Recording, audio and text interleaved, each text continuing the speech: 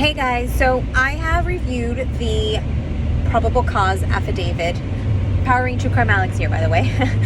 And there's a few things that stood out to me. So the first overwhelming thing that stood out to me is that Dylan, DM, she saw him. She saw a man that the profile was consistent with Bryan Kohberger. And she says that she went outside of her room a few times, which was on the second floor. Her room was on the second floor, not on the first floor, as some other creators have shown proof of.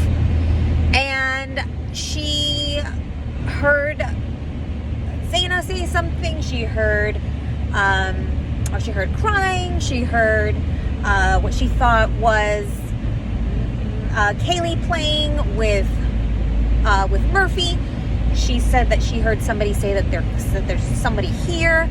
So that is according to Dylan. Now Dylan's on the second floor. She's in like the hot spot. Like she was prime for hearing if she was in fact in that room. Which again, some have speculated that that's where she actually lived, not on the first floor. So she's definitely going to be a key witness.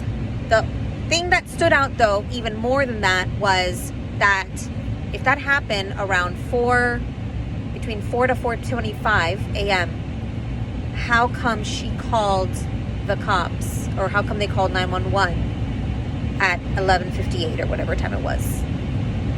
So 8 hours later. Lots of questions there. And was she on the first floor? Did she tell Bethany? Did she tell BF, as her initials are? So lots of questions there. That's the first thing that stood out. The second thing is that Zaina she had ordered a DoorDash. And so she appears to have gotten the DoorDash around 4 a.m. So if Bryan entered, or the perp entered after 4 a.m., then maybe he was looking at her, maybe he was watching her, maybe he saw that as an opportunity. If that's where the front entrance was, and maybe he knew to go to the back. So that might have given him some feedback. Maybe he even thought that she was on that first floor. Okay, so that's the second thing. The third thing is that she was found outside of her room in that little hallway, which had been speculated that was actually Ethan who was found there. So, apart from Zaina getting the food, the DoorDash at 4 a.m., she might have been on TikTok at 4:12 a.m. So to me, I'm like, she was definitely awake, which makes it even worse and even sadder, because we kind of all assumed that, based on the coroner's remarks, that students were completely asleep. But it sounds like they were actually awake, and it might have even been a little bit possibly more active, like more of an active scene than we originally were led to believe. So Zaina was on the floor. So the other thing was that, I think those were the big ones. Okay, so that with the victims. Then there was the phone pinged before 3 a.m. and after 5 a.m. So according to the police, it's not unusual for perps to turn off their phones or maybe put it on on airplane mode, so that their phones don't ping during the time of the murders. But the phones pinged leaving his house, and the phones pinged later. So there was that little time period between 3 to 5 that would have been consistent if he was stalking them a little bit before, and also, and then sped off. And then of course there was video footage that caught the car. Another thing that was very interesting was that pretty early on they determined that it wasn't just a 2011 to 2013, that it could have been all the way up to a 2016 Elantra. So the 2015 Elantra that was found, and there were 2 officers in Washington State University that found the 2015 Elantra. So that was pretty early on. So they I believe that they have been following, or they've had him on the perp list for a really long time. I think that they've known about him for a while. One thing that was kind of eerie, and I posted this as the one thing that stood out, is that the phone pinged at his house the morning of the murders around 9 a.m. Then pinged between 9:12 and 9:21 by the King Road residence. King Street Road King Road? Oh shoot, I can't remember now. The King residence. And then back around 9:30, 9:32, I believe it was, 9:31, something like that, back in Pullman. So he literally came over and went back. To me, I thought, typical murderer, serialist wants to check out the crime scene. Somebody in my Twitter mentioned maybe he went back for the knife sheath. Although if that's the case, I feel like he would have just gone in.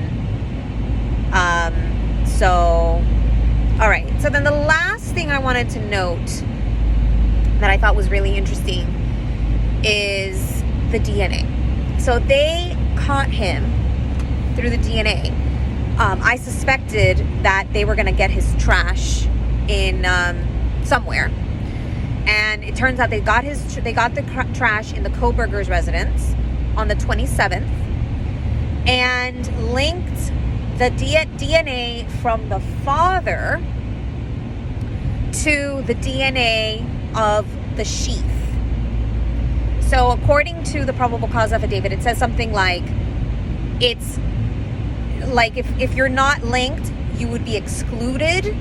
And it said that 99.9998% of people would be excluded as being the biological father of the DNA linked to the knife sheath. And he's saying that the DNA from the house, from the trash, was not excluded. So it didn't say it is. It didn't say it in absolutes. It's just in like almost like probabilities of exclusion, if that makes sense. So I thought that was really fascinating. I hadn't seen that before. And so those were kind of the big key takeaways. So basically, he was found through, obviously, key witness testimony from Dylan. She saw the person, number one. Number two, the phone pings. There was also phone pings in the area in the weeks leading up to. Oh, another interesting thing to notice. Oh, I'm about to sneeze. Is that? Oh, okay, I didn't sneeze. Another key interesting thing is that on the day that he was stopped in Moscow, it says that he was in the area of the house between like 10:35 to 11:35, and he was stopped at 11:37. It's like, if there's ever a sign from the universe that maybe you shouldn't be doing something, it's that. It's getting caught by police. And it's funny because he gets stopped for the stupidest things. He gets stopped for not having his seatbelt on, Maybe he was caught because he seemed suspicious. But still, it's like, that should have been a note from the universe. Hey, don't do this. You might get caught. So, phone pings, witness testimony, phone pings, and then the DNA. Oh, one last thing to notice about the DNA, about the witness testimony. He was wearing a mask. So, it was difficult for her to see his entire face. But she says that she got him on his height. She said he was about 5'10" or above. Now, interesting to note, because Dylan is tall. And so maybe she thought he was shorter than he is, because everybody else keeps saying that he looks like he's taller than what he is. But because she's tall, maybe he didn't look as tall. Just thinking out loud here. So she said he was 5'10" or above and had bushy eyebrows. And based on the profile that they got from just doing some of their research from their investigating, it looked like he had bushy eyebrows and was consistent with that height.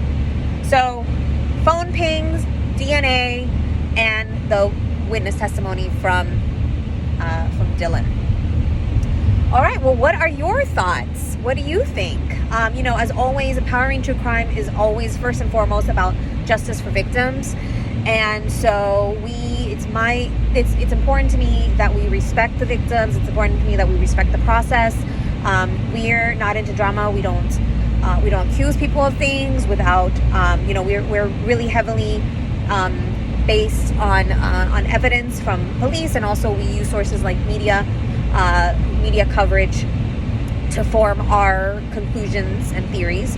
And but yeah, I would love to hear your thoughts on that. If you learned something or you enjoyed this video, I'd appreciate it if you like this video, and if you like my style of covering true crime, I'd appreciate if you subscribe or follow my channel.